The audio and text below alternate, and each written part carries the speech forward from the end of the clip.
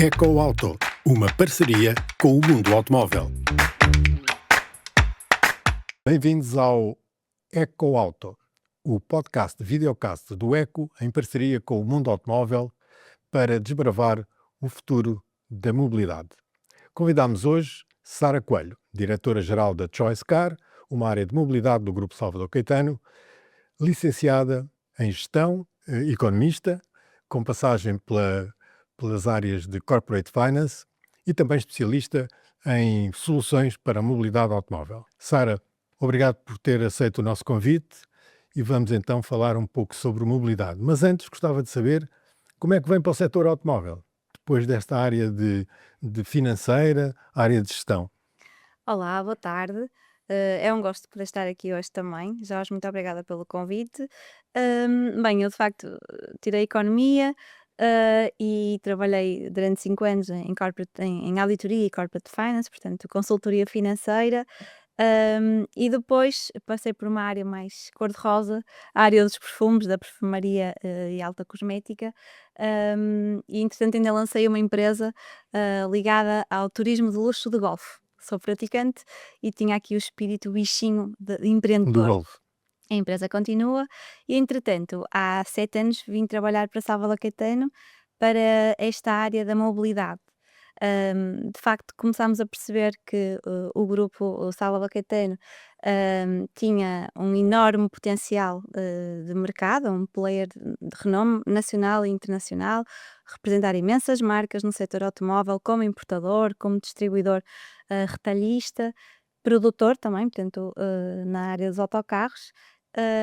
E tinha também já algumas empresas sólidas no mercado, na área da mobilidade, e eu vim integrar, na altura, a área de Business Development dentro da mobilidade. E o que é isto da mobilidade, não é? Começamos a perceber que, de facto, o carro em si, por si, deixará a longo prazo de ter interesse per si, para ser uma viatura utilizada só por uma pessoa e, portanto, cada vez mais temos que perceber que outras soluções é que fazem O sentido sentido da no mercado. propriedade, muito Essa arraigado. essa é exatamente uma das tendências que já acontece hoje em dia, não é? Cada vez mais as pessoas querem ter um carro para utilizarem, mas nem tanto fazer questão de possuírem esse carro e, portanto, a lógica do uso ao invés da posse já é uma realidade hoje. Há muitas soluções no mercado nesse sentido, desde o ride-hailing, desde aluguer flexível, desde renta-car, desde renting, leasing. hum, Porque de facto as pessoas querem ter flexibilidade em poder fazer as suas escolhas, não é? Eu hoje não sei se vou precisar de uma viatura no próximo ano para uma família maior, por exemplo. E portanto, até lá vou querer andar com um carro de outra tipologia. Ou quero testar um carro elétrico e, portanto, em vez de o comprar, porque não estou segura das minhas capacidades e do meu dia a dia ser enquadrável o carro elétrico, quero experimentá-lo. E, portanto, as soluções de aluguer flexível, por exemplo, vão encaixar que nem uma luva em clientes desta tipologia, ou simplesmente pessoas que vêm viver para Portugal durante algum tempo, mas que depois contam regressar e, portanto, não querem comprar carro. Mas para além da alteração de comportamento das pessoas relativamente ao automóvel, há também muitos outros intervenientes, a tecnologia, a eletrificação, não só do automóvel, mas a eletrificação em geral, e, portanto, há uma alteração de comportamento generalizada, mesmo ao nível dos setores tecnológicos. Qual é a sua visão em relação ao futuro da mobilidade e das oportunidades que existem, claramente, no futuro, com base nestas alterações? Bem, eu diria que a eletrificação de frota é uma realidade já hoje, não é? E que cada vez mais condiciona, de facto, o nosso setor da mobilidade. Porque os padrões os níveis de produção de CO2, de emissão de CO2 vão ter realmente que baixar drasticamente. Os fabricantes estão com uma pressão enorme para conseguirem baixar estes mesmos indicadores. Em 2024 estávamos com um objetivo de 118 gramas por quilómetro, mas já em 2025, portanto faltam poucas semanas, Poucas semanas. está aqui à porta, vai baixar para 93 gramas por quilómetro de CO2.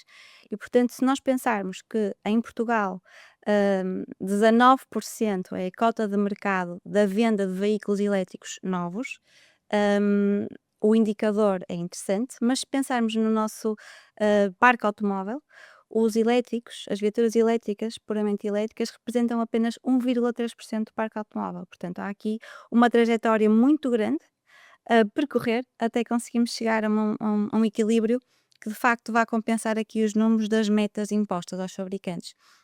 Se pensarmos que na Europa 15% é a média de viaturas de venda de viaturas elétricas, estamos a falar em ter que duplicar, já no próximo ano, a venda de viaturas elétricas para compensar estes níveis de emissão de CO2. Portanto, perante estas metas, de facto, o mercado tem que se alterar. De forma condicionada, com incentivos à venda de viaturas elétricas, mas também porque o próprio consumidor, e cada vez mais é isso que se pretende, que o cliente também queira experimentar carro elétrico e adotá-lo. Tivemos a fase dos early adopters, que quiseram experimentar o carro por si, ou que tinham capacidade para comprar um carro mais caro elétrico, carregar em casa. A rede tem-se vindo a alargar, e ainda que insuficiente, estou segura que ela vai continuar a crescer. E portanto, nessa perspectiva, o que vai acontecer é que vão agora chegar novos clientes para carros elétricos e o mercado vai ter que reagir dessa forma. Portanto, o carro elétrico hoje em dia já é uma realidade e tenderá certamente a crescer. E como é que estão a reagir as cidades a estas alterações tão rápidas e tão importantes para a descarbonização? Eu acho que as cidades têm de facto aqui uma grande preocupação em fazerem mudanças consubstanciais e que permitam ter uma melhor circulação nos centros das cidades, mais espaços verdes e, portanto, tudo o que tem a ver com economia partilhada, com mobilidade partilhada, e o alargamento dos transportes públicos são realidades que as cidades vão precisar de acolher. E já estão, obviamente, com muitas medidas nesse sentido, não é? Eu recordo que Londres já tem a Congestion Charge há imenso tempo, tem a ULEZ, a Ultra Low Emission Zone, em vigor também, que já abrange neste momento um circuito de 9 milhões de habitantes. Isto, o que quer dizer é que são zonas onde, se a viatura que está a circular não for de low emission, tem uma penalidade, tem um FII a pagar. Madrid, por exemplo, já este ano, no centro de Madrid, está a obrigar a que as viaturas que circulam sejam elétricas ou híbridas. E depois há uma série de iniciativas de outras cidades. Há, por exemplo, a missão das 100 cidades europeias, são, portanto, 100 cidades, como o nome indica, que estão entre si a orquestrar iniciativas para conseguirem chegar à neutralidade carbónica. O objetivo em 2030, acredito que se vai arrastar para 2035, mas que no fundo o que estão a desenvolver são planos para conseguir atingir essas metas.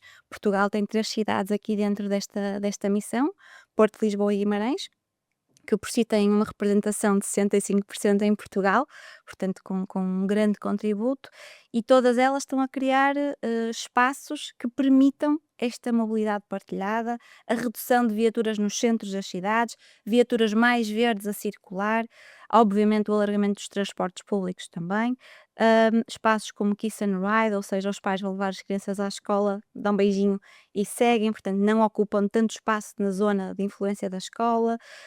Hum, por exemplo, lembrei-me agora, Paris também tem um modelo do Carlos Moreno dos 15 minutos, onde temos, o conceito é que a escola, o local de trabalho e a 15 casa minutos. distem 15 minutos entre si, portanto, para promover também que as pessoas não percam tanto tempo e não ocupem tanto espaço na circulação, e com isto, obviamente, tornar as cidades mais agradáveis à circulação e à Mas vivência, isso significa que um dos grandes desafios das cidades é o estacionamento, sem ou seja, dúvida. retirar automóveis das cidades. O número aqui em Lisboa, por exemplo, acho que é à volta de 300 mil carros por dia que entram em Lisboa. Onde é que eles param? E para poderem permitir o transporte público, precisam de estacionamento, pelo menos fora da cidade. E esse é o grande desafio um dos grandes desafios dos principais centros urbanos, nomeadamente Lisboa e Porto. Claro que sim. 95% do tempo um carro está parado, não é? Dentro destes 95, 1,6% é à procura de estacionamento. É curioso referir o estacionamento porque, de facto, é um problema. ocupa imenso tempo ao condutor e é algo que as cidades também cada vez mais querem garantir que não estão a ocupar espaços verdes com espaços de estacionamento dentro do centro. Portanto, terão que haver soluções mais nas periferias que possam dar apoio. Mas há outros fatores de disrupção nos próximos tempos, nomeadamente o advento da condução autónoma, que será numa primeira fase relativamente, eh, ou seja, poderá estar em consonância com a utilização normal que fazemos agora, mas depois evoluirá provavelmente para um patamar em que a condução autónoma é rei, a rainha. Vai ser, vai ser. Eu não tenho dúvida que a realidade que vivemos hoje, e se pensarmos que o carro existe há 120 anos, estamos num momento em que a transformação nunca foi tão grande neste setor. E o game changer, efetivamente, são os carros autónomos, é a condução autónoma. Porque de facto vem mudar o paradigma da mobilidade, não é? Se até então, sempre que um veículo se desloca, precisa de alguém a conduzi-lo, a partir do momento em que não vai ser necessário isto, todo o paradigma deixa de ser o mesmo, não é? Desde logo o tema do estacionamento que falávamos, um carro autónomo não vai precisar de ser estacionado e um carro autónomo vai ser muito mais facilmente partilhado. Partilhando. Portanto, eu acredito que com a entrada dos carros autónomos realmente em livre circulação, porque haverá obviamente um tempo muito grande de adaptação e eu acho que este até é o principal problema à entrada dos carros autónomos é a legislação, porque e talvez na Europa seja o maior entrave mesmo, porque sabemos que os Estados Unidos inventam e criam, os chineses copiam e a Europa legisla. E eu acredito que vai ser mais difícil entrar o carro autónomo na Europa, mas vai acontecer, vai acabar por acontecer. E, portanto, quando isso acontecer, as realidades vão ser completamente diferentes. Portanto, eu acho que os carros vão circular muito mais, vão haver menos carros que vão circular e rodar muito mais tempo. E, portanto, em vez de estarem parados 95% do tempo, acho que vamos conseguir ter uma otimização muito grande de toda a frota que vai estar em circulação. Essa frota não vai precisar de estar estacionada e aqui a grande disrupção vai ser que os carros vão estar posicionados, os carros, os veículos, o que forem, vão estar posicionados estrategicamente onde sabem que vai haver procura. Portanto, com inteligência Como os fazem os artificial, táxis. exatamente, estão posicionados onde acham que vai haver procura, mas vai ser mais accurate, mais preciso até do que os táxis, porque eles com inteligência artificial vão saber onde têm que se posicionar para captarem clientes. E com isto vão ter muito mais rotas muito mais otimizadas, não vai ser necessário ter tantos locais de estacionamento que eles vão estar menos parados, vai ser necessário sim depois ter em zonas estratégicas locais onde os carros podem ser mantidos, podem ser lavados, podem ser carregados, podem ser abastecidos, podem ser mantidos no fundo, mas que o período de tempo em que vão estar de facto parado vai ser muito menor. Muito menor. Mas quer dizer que numa primeira fase a condução autónoma vai, coincidir com a condução normal, ou seja, vai haver carros autónomos e carros com condutor, digamos, Sim. nomeadamente nos transportes públicos privados, como os TVDEs e os táxis, eles vão concorrer, digamos. Hum, Hoje em dia, os poucos carros autónomos que já circulam, por exemplo, nos Estados Estados Unidos, Unidos. já convivem com os outros, não é? A Tesla tem exatamente essa questão de conseguir conciliar as duas realidades. E eu acho que no futuro vamos, obviamente, passar por uma fase de transição, não vamos passar do 8 para o 80 de um dia para o outro. Agora, o que é certo é que depois a tendência, com certeza, vai ser que a condução autónoma vai vingar e é como a caixa automática e a caixa manual, cada vez mais São os quem se desafios e habitua oportunidades. com certeza, quem se habitua à caixa Ó automática Sara, depois não quer trocar. diretora-geral da Choice Car, o que é que faz quais são os transportes que a Choice Car, tem disponíveis, nomeadamente um que me parece muito interessante, que é para as crianças, um O Rodinhas. Rodinhas, o Rodinhas. Portanto, a Choicecar é uma empresa de Salvador Caetano que se dedica de facto à mobilidade, portanto ao transporte de pessoas e mercadorias. Dentro do transporte de pessoas, pessoas muito queridas que são as crianças, temos a marca Rodinhas exatamente para o transporte especializado de Só crianças. no Porto. Porto e Lisboa, À portanto, partida nas grandes cidades, o que assistimos é que, de facto, os pais cada vez têm menos condições para levar os filhos à escola ou para perder tanto desse tempo na deslocação e começam a perceber que lhes faz mais sentido otimizarem o tempo e confiam-nos em nós, os seus mais pequenos. Portanto, no caso, o que tenho rodinhas é este serviço de entrega e de recolha das crianças para a escola, para as atividades extracurriculares. Trabalhamos também em parcerias com clubes de futebol, com escolas, com escolas de dança, de música e de outras artes, portanto, atividades extracurriculares. E diretamente com os pais, com as famílias, com os avós, que podem também seguir o trajeto da criança através de uma aplicação e, portanto, ficarem tranquilos de que a criança chegou bem ao destino e que foi recolhida a horas também. E qual é o número de pessoas que neste momento utilizam esses serviços? É crescente. Todos os anos temos tido um crescimento grande, quer no Porto, quer em Lisboa, deste serviço de rodinhas, e lançámos também este ano o serviço de rodinhas private para as crianças que ou vivem em zonas em que as nossas rotas não têm tanta facilidade em chegar, ou que querem horários muito específicos, ou pais que querem também que as crianças andem em viatura privada, portanto uma viagem particular só para elas. Lançámos também esse serviço e com isso conseguimos chegar ainda a mais pais que de uns anos para outros nos vinham a pedir serviços, mas que de facto não conseguíamos dar resposta, e percebemos que com isto conseguimos encontrar aqui também mais uma solução interessante para as famílias. E em termos de rodinhas, o nosso objetivo é sempre conseguir, acima de tudo, que a criança faça uma viagem segura, uma viagem divertida. E o que é certo é que as crianças acabam por desenvolver uma relação de amizade com os nossos motoristas também, porque de facto passam muito tempo na deslocação. Portanto, rodinhas é um dos serviços que nós prestamos. Depois temos uma outra marca que é a Bidriven, onde fazemos tours e transferes, portanto, trabalhamos o pilar do turismo, com motoristas também e viaturas. Trabalhamos todo tipo de eventos, portanto, eventos que precisem de transportar pessoas, a deslocar convidados, palestrantes, pessoas da organização de eventos. Temos este serviço também disponível.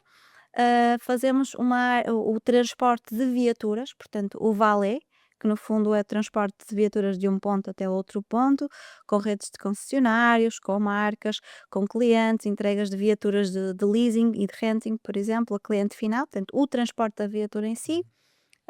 E depois temos um outro pilar, que é o pilar do last mile delivery. Portanto, nós fazemos também a recolha em loja e a entrega dos bens de supermercado para os clientes do online, de e-commerce. Portanto, o e-commerce tem crescido na Europa 31%, e cada vez mais as pessoas fazem compras online e precisam de soluções de entrega.